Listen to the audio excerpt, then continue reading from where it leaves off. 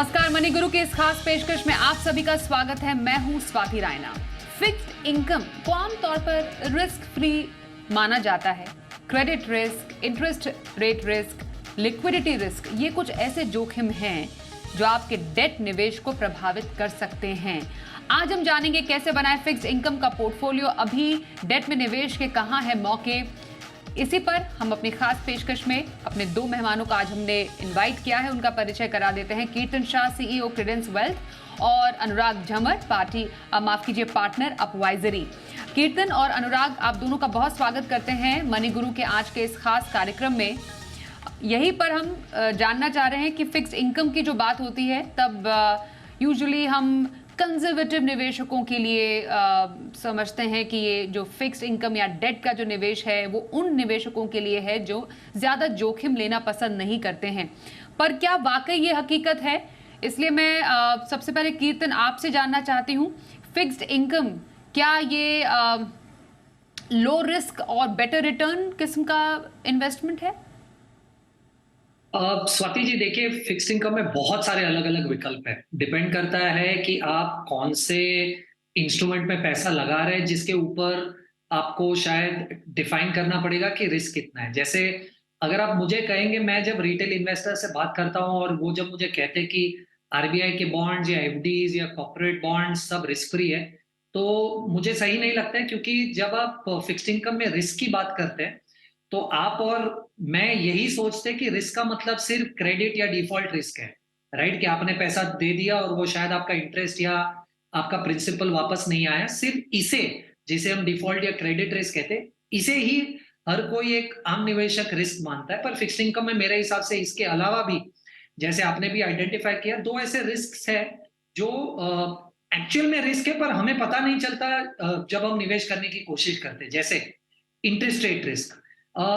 आसान भाषा में अगर समझाना चाहूं इसे, तो मान लीजिए आपने आज एक फिक्स डिपॉजिट में पैसा निवेश कर लिया 5 साल के लिए, और आज आपको 7% इंटरेस्ट दिया जा रहा है। हाइपोथेटिकली अज्यूम कीजिए कि आपने पैसा लगाने के बाद 6 महीने या 1 साल बाद इंटरेस्ट रेट्स मार्केट में बढ़ गए और वही फिक्स डिपॉजिट का आज 8%, 9%, 10% मिल रहा है, पर आपको फिर भी 7% मिलेगा क्योंकि आपने इसे 5 साल के लिए लॉक कर दिया है। ये भी एक रिस्क है, राइट? इसका उल्टा भी अगर आप देख ले कि आज अगर आपने 7 साल के 7% पे एफडी में पैसा रोक दिया, पर आपने रोका सिर्फ 1 साल के लिए। अब 1 साल के बाद जब आपको पैसा आया वापस और आप उसे वापस री इन्वेस्ट करने की कोशिश कर रहे हैं, तो मार्केट में इंटरेस्ट रेट्स गिर गए और आपको नए एफडी पे सिर्फ 5% या 6% मिल रहे हैं। तो इसे भी रिस्क माना जाता है।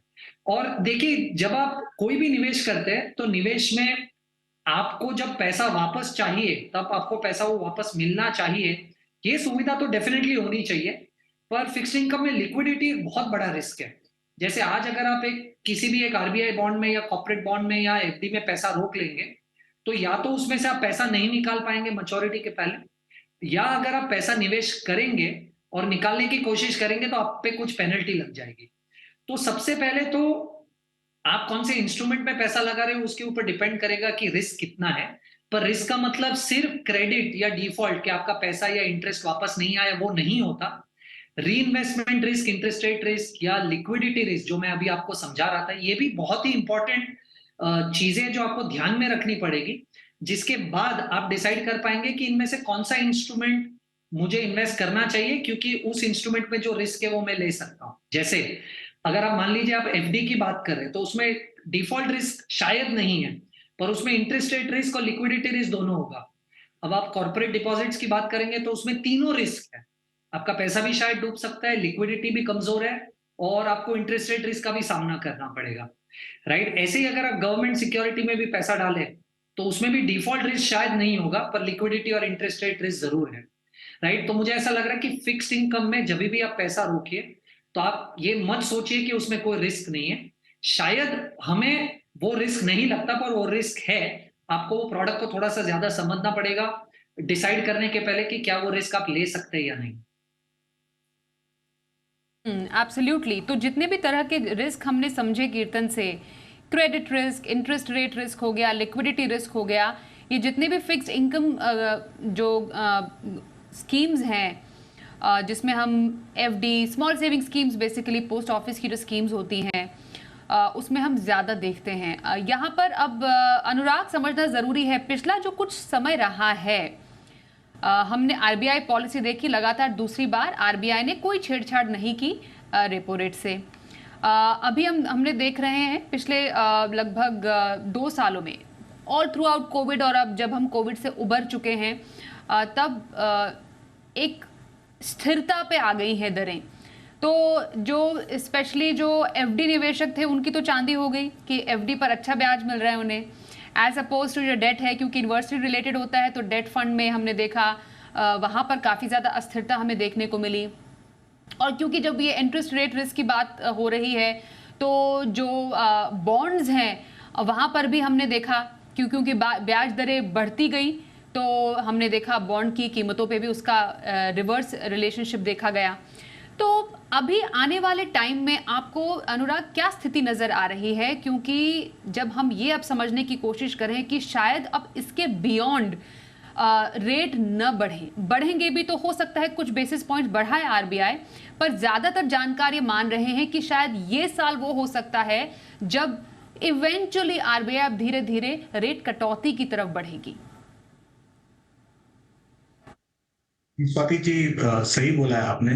जो रुझान मार्केट में भी हुआ है, अब हम लोग जो है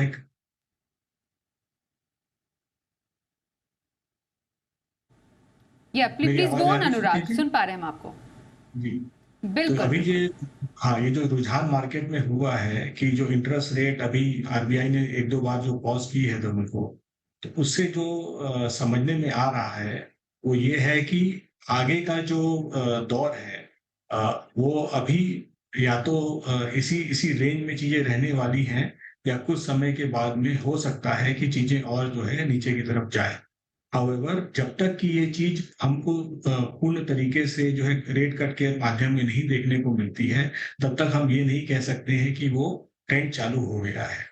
और इसलिए बहुत ज्यादा जरूरी है कि अभी हम इस चीज को दिमाग में रखें, लेकिन पूरी तरीके से अपने पोर्टफोलियो के उस तरह से एलोकेट ना करें। ऐसे समय के अंदर में हम लोगों को short end of the curve के अंदर में पहले जाना चाहिए और अपने पैसों को लिक्विड फंड्स में रखना चाहिए। उसके साथ में ही, क्योंकि दरें बहुत ज्यादा हैं, तो अच्छी अपॉर्चुनिटीज अगर मार्केट में मिल रही हैं तो हमें 15 से 25% के बीच में अपना अलोकेशन फिक्स इनकम स्कीम्स में कर देना चाहिए। बाकी पैसा लिक्विड में रखना चाहिए, ताकि जैसे ही ये जो इंटरेस्ट रेट का रुझान निगेटिव की तरह होता है, जब आरबीआई इंडिकेशन देता है, क्योंकि ये साइकिल जो है लंबे जाते हैं। जो हमारा मई 2022 से लेकर के अभी तक का जो साइकिल था जिसमें इंटरेस्ट रेट बढ़े हैं और पॉज है, तो जनरली ये 2 से 3 साल के साइकिल्स होते हैं। तो जब ये गिरना शुरू होगा तब हमको अपॉर्चुनिटी मिलेगी कि हम उस साइकिल को अच्छे से प्ले कर सकें। इसके लिए हमें उसका इंतजार करना चाहिए। और ओवरऑल हमको जो है अपने पोर्टफोलियो को अलग अलग टुकड़ों में बांटना चाहिए, डेट के अंदर में भी। जैसे कि आपके लिक्विड फंड्स हैं, मीडियम ड्यूरेशन फंड्स हैं, लॉन्ग ड्यूरेशन फंड्स हैं, तो हमको उसका भी एक पोर्टफोलियो बनाना चाहिए, ना कि पूरा का पूरा अलोकेशन एक स्पेसिफिक मैच्योरिटी के अंदर में करना चाहिए।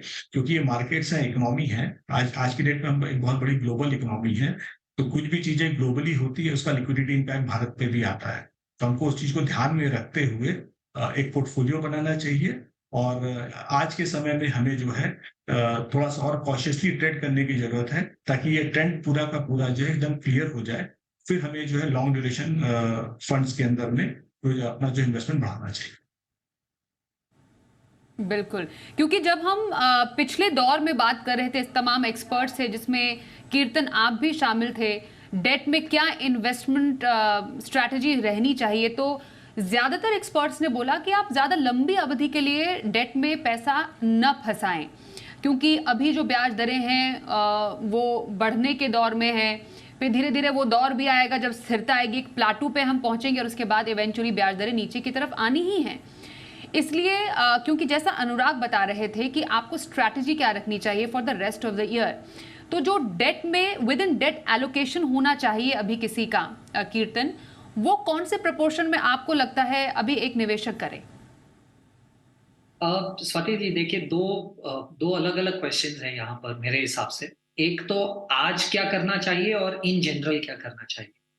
अगर आज की बात कर रहे हैं तो मुझे ऐसा लग रहा है कि सबसे पहले तो आपको समझना पड़ेगा कि क्या आप एक कंजर्वेटिव इन्वेस्टर है, क्या एक आप मॉडरेट इन्वेस्टर है या एक अग्रेसिव इन्वेस्टर है।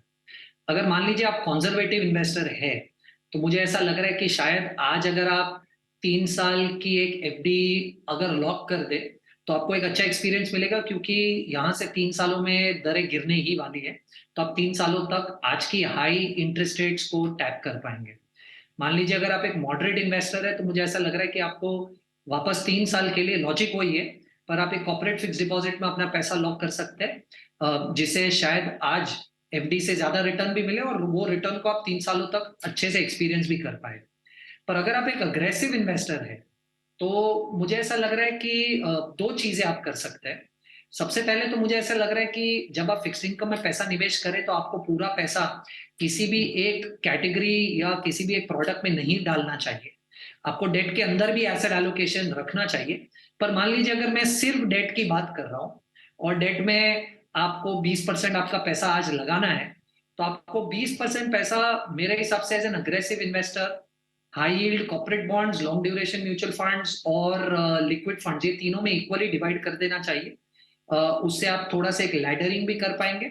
और अगर आपके पास 3 साल का समय है और रेट्स गिरेंगे, तो कैपिटल गेन्स का काफी अच्छा एक एडवांटेज मिल सकता है पोर्टफोलियो को। एज एन इन्वेस्टर आज अगर आप पैसा डालना चाहते, तो ये स्ट्रेटेजी मेरे हिसाब से यूज करनी चाहिए। पर इन जनरल अगर कोई भी इन्वेस्टर 3 या 5 साल के लिए पैसा फिक्स्ड इनकम में जनरली निवेश करना चाहता है, तो उसकी एक फिक्स्ड इनकम की स्ट्रेटेजी अलग होनी चाहिए, जिससे आज के मार्केट के इंटरेस्ट रेट से ज्यादा इंपैक्ट नहीं पड़ना चाहिए। स्वाति, ओके, इनफैक्ट डेट में इन्वेस्टमेंट का जो एक जो हम कह सकते हैं ना कि मेन जो एक अट्रैक्शन था, वो हमने अप्रैल से बदलता हुआ देखा, जब फाइनेंस बिल में ये कह सकते हैं कि ऑल ऑफ अ सडन एक बदलाव आया कि डेट में लॉन्ग टर्म जो टैक्स बेनिफिट्स हैं वो नहीं मिलेंगे। और उसका जो असर है हमें, अनुराग, कई सारे, मतलब सारे डेट फंड से मिला और इक्विटी की कुछ कैटेगरीज में जिसमें डेट का प्रपोर्शन ज़्यादा था। पर और जो हाल ही में एम्फी का डेटा भी आया है, उसमें भी हमें साफ तौर पर देखने को मिला, इंडिकेट हुआ है, जो ट्रेंड पता चला है कि लोगों का रुझान थोड़ा डेट फंड्स के प्रति थोड़ा कम हुआ है। मे बी अट्रैक्शन, क्योंकि जो एक मेजर एक डिफरेंस होता था बिटवीन डेट फंड और एफडी, वो तो टैक्सेशन बेनिफिट की वजह से चला ही गया। इस एक टैक्सेशन बदलाव की वजह से आपको लगता है आने वाले टाइम में स्पेशली डेट म्यूचुअल फंड में निवेश का तरीका बदलेगा? क्योंकि स्वाति जी, जो लगता है हम लोग को, जो हमारे क्लाइंट से बात करके और जो हम लोग इन्वेस्टमेंट्स देखते हैं, उसमें ये लगता है कि ये जो टैक्स आर्बिट्राज था, जो डेट फंड्स का कंपेयर टू बाकी और जो एआई और पीएमएस जो डेट कैटेगरी के अंदर में थे, वो पूरा बेनिफिट डेट जो आपका टैक्स बेनिफिट था उसकी वजह से था। और इंडिया को अगर आगे बढ़ना है इन्वेस्टमेंट पर्सपेक्टिव से, तो हमें जो है टैक्स आर्बिट्राज और टैक्स एफिशिएंसी जो है उस चीज को हटा करके इन्वेस्टमेंट्स को उनके खुद के क्रेडेंशियल्स के ऊपर में देखना होगा। जो fix income as a category है, उसका जो मेन ऑब्जेक्टिव है एक स्टेडी स्ट्रीम ऑफ रेवेन्यू देना इन्वेस्टर्स को। और उसको जो है हमें देखना चाहिए कि जो इन्फ्लेशन एडजस्टेड रिटर्न है और जो टैक्स इफिशिएंसी उसके अंदर में आती है ओवरऑल, ये जो है इन्फ्लेशन से 2 से 5% के ऊपर में होना चाहिए। अगर ये जो ऑब्जेक्टिव सर्व हो रहा है, तो डेट म्यूचुअल फंड्स या फिर बाकी जो और आपके स्ट्रक्चर प्रोडक्ट्स हैं जो कि कुछ अच्छे फंड मैनेजर्स के थ्रू चलाए जाते हैं, उनका अच्छे से जांच परख करके अगर उसमें हम इन्वेस्टमेंट करते हैं, तो अपॉर्चुनिटीज अभी भी इस फील्ड के अंदर में काफी है।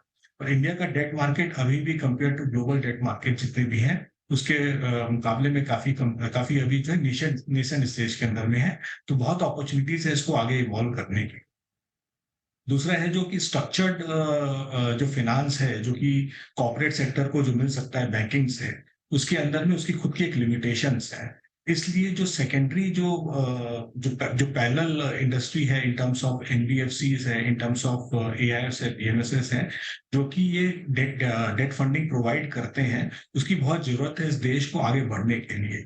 और अगर ये जो रिस्क अंडरटेकिंग अच्छे से होती है, तो और इन्वेस्टर्स अगर वैसे बिजनेसेस के अंदर में एक्सपोजर लेते हैं डाइवर्सिफाइड तरीके से, तो जो रिटर्न है डेट कैटेगरी के अंदर में काफ़ी अच्छे मिल सकते हैं over a 5 to 7 year period. तो मेरा ये मानना है कि जस्ट बिकॉज़ म्यूचुअल फंड के जो कि टैक्स की जो बेनिफिट है उसको निकाल दिया गया है, वो एक शॉर्ट टर्म डैम्पनर हो सकता है, बट लॉन्ग टर्म ट्रैजेक्टरी जो है डेट के लिए वो जो है ऐसा हमने देखा है कि साइकिल्स के हिसाब से कभी इक्विटी मार्केट आगे बढ़ता है, कभी गोल्ड आगे बढ़ता है, कभी रियल एस्टेट बढ़ता है। वैसे ही डेट का भी साइकिल है ये, और ये आगे बढ़ कर के अच्छा ही होगा। ओके चलिए, तो ऑन दिस नोट एक ब्रेक यहाँ पर लेते हैं, और ब्रेक के बाद जो एक जिक्र यहाँ पर कीर्तन ने किया था about high yield bonds, corporate bond, high yield corporate bond में हमने एक ट्रेंड देखा है बढ़ते हुए निवेश का। तो क्या जो निवेशक हैं इसको एफडी का एक सब्स्टिट्यूट मान रहे हैं, और क्या ये एक सही ट्रेंड है? इस पर चर्चा हम करेंगे आगे छोटे से ब्रेक के बाद। बने रहिए हमारे साथ।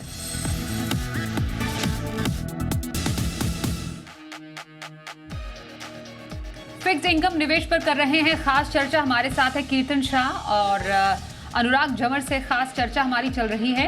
कीर्तन, specially high yield corporate bond पर चर्चा करना जरूरी है, क्योंकि एक ट्रेंड उभर कर आ रहा है, वो ये कि लोग ऐसे प्रोडक्ट की तरफ ज्यादा आकर्षक हो रहे हैं। पहले मैं आपसे वजह समझना चाहती हूँ, क्यों हाई यील्ड कॉर्पोरेट बॉन्ड ज्यादा चर्चा में है? लोग क्या ये समझ रहे हैं कि डेट में ज्यादा रिस्क लिया जा सकता है, या फिर ज्यादा बेहतर रिटर्न के लिए हाई यील्ड कॉर्पोरेट बॉन्ड जैसे प्रोडक्ट को लोग ज्यादा पसंद कर रहे हैं? कौन से ऐसे कैटेगरी ऑफ निवेशक हैं जो इस तरीके के बॉन्ड में ज्यादा रुचि दिखाते हैं? इसके फायदे क्या है और इसके नुकसान क्या हो सकते हैं? स्वाति जी, सबसे पहले तो हाई यील्ड बॉन्ड का सिंपल मतलब है कि आप अगर उसमें निवेश कर रहे हो तो आपकी रिटर्न एक्सपेक्टेशन काफी ज्यादा है। जब आप पैसा लगा रहे हो तो आपको मार्केट से काफी ज्यादा रिटर्न उस प्रोडक्ट में दिखाया जा रहा है। अब देखिए, इन्वेस्टमेंट का बेसिक रूल है, जहां पर ज्यादा रिटर्न मिल रहा है वहां पर ज्यादा रिस्क है, राइट? पर्टिकुलरली यहाँ पर जैसे हमने 3 रिस्क की बात की, लिक्विडिटी, क्रेडिट या डिफॉल्ट, और interest rates. High credit bonds में टिपिकली आपको पहले 2 वाले रिस्क बहुत ज्यादा दिखते हैं, जो है डिफॉल्ट और क्रेडिट, और दूसरा लिक्विडिटी रिस्क। अब एज एन इन्वेस्टर जब भी आप पैसा निवेश करने का सोचते हो हाई यील्ड बॉन्ड्स में, आपको ये सिंपल ध्यान में रखना है कि आप जितना ज्यादा रिटर्न चेस करेंगे उतना ज्यादा उसमें डिफॉल्ट रिस्क और लिक्विडिटी रिस्क होगा। हाई यील्ड बॉन्ड्स में प्रीडोमिनेंटली डिफॉल्ट रिस्क ज्यादा होता है। अब इक्विटी की तरह नहीं है ये प्रोडक्ट जिसमें मान लीजिए आपने 100 रुपए पे एक शेयर खरीदा, वो शेयर का भाव 80 रुपया हो गया, और कुछ साल होल्ड किया तो वापस 100 रुपया या उसके ऊपर चला गया। फिक्स्ड इनकम में आपको ये समझने की जरूरत है कि आप जब भी ज्यादा रिटर्न्स को चेस करेंगे, और अगर आपको वो कॉल गलत हो गया और वो अगर कंपनी डिफॉल्ट कर जाती है, तो चांसेस है कि इंटरेस्ट के साथ साथ आपका पूरा प्रिंसिपल भी नहीं वापस आएगा। तो जब भी आप फिक्स्ड इनकम में निवेश करने की कोशिश करें, मुझे ऐसा लग रहा है कि अगर आप सोफेस्टिकेटेड इन्वेस्टर है जिसको निवेश फिक्स्ड इनकम में करना आता है, ऐसे ही निवेशकों को हाई यील्ड बॉन्ड्स की तरफ जाना चाहिए। अग्रेसिव इन्वेस्टर्स को हाई यील्ड बॉन्ड की तरफ जाना चाहिए, जिन्हें समझता है कि ये इन्वेस्टमेंट करने में क्या रिस्क ले रहे हैं। बाकी के निवेशक सिर्फ ज्यादा इंटरेस्ट रेट देखकर या रिटर्न देखकर इन प्रोडक्ट्स में निवेश ना करें, क्योंकि जैसे मैंने आपको कहा कि अनलाइक इक्विटी, यहाँ पर अगर आपका कॉल गलत हो गया और उस कंपनी ने डिफॉल्ट कर लिया, तो वो आपका पैसा वापस आना बहुत मुश्किल है, ना सिर्फ आपका इंटरेस्ट पर आपका प्रिंसिपल भी। तो हाई यील्ड बॉन्ड्स पॉपुलर आज इसलिए हो रहे हैं क्योंकि आपने देखा म्यूचुअल फंड्स में जैसे ही टैक्सेशन वाला वो रूल निकल गया, हमने मार्च और अप्रैल ये 2 महीनों में ही ट्रांजिशन देख लिया कैसे फिक्स इनकम में। एमफी के डेटा क्लियरली बता रहा है कि कैसे फिक्स इनकम में बहुत सारा एलोकेशन जो जा रहा था वो कम हो गया है। ये जो भी पैसा पहले म्यूचुअल फंड्स में जाता था टैक्स के लिए, वो अब जब बाहर रिटर्न्स चेस करने की कोशिश कर रहा है वो हाई यील्ड बॉन्ड्स में जा रहा है। पर बिना रिस्क को समझे मुझे नहीं लगता है कि निवेशकों को इसमें पैसा लगाना चाहिए। बिल्कुल, और एक और प्रोडक्ट की यहाँ पर चर्चा करना जरूरी है जिसने बहुत ज्यादा निवेशकों का आकर्षण जो है वो बढ़ाया है वो है टारगेट मैच्योरिटी फंड। अनुराग, हमने देखा कई जो एएमसीज हैं वो टारगेट मैच्योरिटी फंड्स की भरमार लेकर आई और इसमें एक फिक्स्ड मैच्योरिटी के लिए एक निवेशक निवेश करते हैं और इनफैक्ट कई निवेशकों ने इसको एफडी का एक बेहतर ऑल्टरनेट भी माना। तो टारगेट मैच्योरिटी फंड आने वाले टाइम में इसका आप किस तरीके से निवेशकों के पोर्टफोलियो में वैल्यू एडिशन देखते हैं? देखिए, टारगेट मैच्योरिटी फंड या फिर हाई यील्ड डेट फंड, जो भी अलग अलग ऑप्शंस हैं मार्केट के अंदर में, जैसे कीर्तन ने शुरुआत में बताया था कि सारे इन्वेस्टर्स का जो रिस्क प्रोफाइल है वो अलग है, उनका कंफर्ट फैक्टर अलग है और उनकी जो फंड फ्लो की रिक्वायरमेंट है जिसकी वजह से वो फिक्स इनकम की तरफ आते हैं, उनको एक स्टेबल रिकरिंग इनकम की आवश्यकता है जो कि इस माध्यम से मिल सकती है। जो टारगेट मैच्योरिटी फंड है उसके अंदर में जो पहले जो फायदा होता था वो इंडेक्सेशन का और साथ में जो है कैपिटल गेन्स का दोनों फायदा होता है। लेकिन एज अ कैटेगरी इसके अंदर में देयर इज मोर श्योरिटी कि आपको क्या रिटर्न मिल सकता है और एक लिमिटेड ड्यूरेशन के अंदर में, और कुछ सेट ऑफ इन्वेस्टर्स है जिनका रुझान इसकी तरफ में रहा है।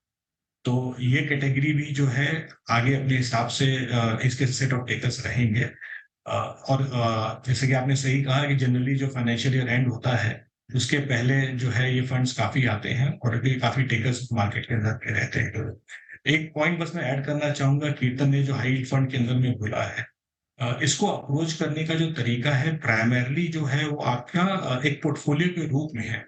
तो अगर आप ऐसे फंड्स की तरफ रुझान करते हैं तो गिवन द जो इसका जो साइज होता है जनरली वो पीएमएस एआईएफ के रूट से ही इसको जो अप्रोच किया जाता है और साथ में जब वो अप्रोच किया जाता है तो आपको जो फंड मैनेजर है जो कि इसको मैनेज कर रहे हैं उनकी पेडिग्री पूरी देखनी चाहिए और किस तरह से उस पूरे पोर्टफोलियो को बिल्ड करते हैं और क्या रुझान रहता है उनका, किस तरह के सेक्टर्स में वो पैसा लगाते हैं, वो जो टाइम फ्रेम वो जो है हर कंपनी को जो डेट वो दे रहे हैं वो किस टाइम फ्रेम में दे रहे हैं, ओवरऑल जो पोर्टफोलियो के रिस्क कंटेनमेंट मेजर्स क्या हैं वो पूरा देखना जरूरी है। जिस तरह से इक्विटी का पोर्टफोलियो बिल्ड होता है जिसमें कि काफी स्टॉक्स होते हैं, तो जिसमें क्या डाइवर्सिफाई करने का मेन ऑब्जेक्टिव होता है कि रिस्क जो है वो कंसंट्रेटेड रिस्क ना रहे और अलग अलग सेक्टर्स में इन्वॉल्व रहे। सिमिलरली जो क्रेडिट रिस्क फंड्स जो आपके हाई यील्ड फंड्स हैं वो भी प्राइमरली कॉर्पोरेट सेक्टर्स में small and medium enterprises sector के अंदर में अगर अच्छे से डाइवर्सिफाई करते हैं तो वहां पर एक अच्छा रिटर्न मिलने की आशंका रहती है। और दूसरा है कि ये जो भरमार जो हुई है प्राइमरली देखा गया है पास में, जब जब इक्विटी मार्केट पीक से नीचे की तरफ आया है और इंटरेस्ट रेट साइकिल ऊपर गया है, उस समय जो है फॉर्मल सेक्टर से फाइनेंसिंग की कमियां होती है, उस समय ये फंड्स आकर के इस गैप को फुलफिल करते हैं और इसका जो है इसका एक अपना एक टारगेट सेगमेंट है जिनको की वर्किंग कैपिटल की रिक्वायरमेंट, एक्विजिशन फाइनेंस की रिक्वायरमेंट और बाकी रिक्वायरमेंट जो होती है इसके थ्रू मीट होती है। तो इसका एक बहुत इंपॉर्टेंट रोल है बिजनेस के अंदर में और अगर इन्वेस्टर्स को सही तरीके से समझे तो कुछ परसेंटेज ऑफ पोर्टफोलियो डेट का इसमें लोकेट करना चाहिए ताकि एवरेज रिटर्न जो डेट पोर्टफोलियो का, जो फिक्स इनकम पोर्टफोलियो का है, वो अबव इन्फ्लेशन के ऊपर रहे। बिल्कुल, ये एक्चुअली आपने बहुत इंपॉर्टेंट बात कही कि एक मकसद होना चाहिए कि आपको इन्फ्लेशन को मात देने वाला निवेश भी करना है, लेकिन आपको अपने डेट इन्वेस्टमेंट को इक्विटी भी नहीं समझना है क्योंकि डेट की पोर्टफोलियो में अपनी अलग जगह होती है कैपिटल प्रोटेक्शन की और इक्विटी की अपनी जगह होती है एक वेल्थ क्रिएशन की। तो दोनों के अपने अपने जो ओरिजिनल रोल्स हैं और जो अपनी जगह है किसी के पोर्टफोलियो में वो समझ के डेट में इन्वेस्टमेंट करना ज़रूरी है। उसकी बारीकियां हमने समझी आपसे कीर्तन और अनुराग, आप दोनों का धन्यवाद हमारे साथ इस कार्यक्रम में चर्चा में शामिल में होने के लिए। वक्त एक ब्रेक का हो गया है, देखते रहिए जी बिजनेस।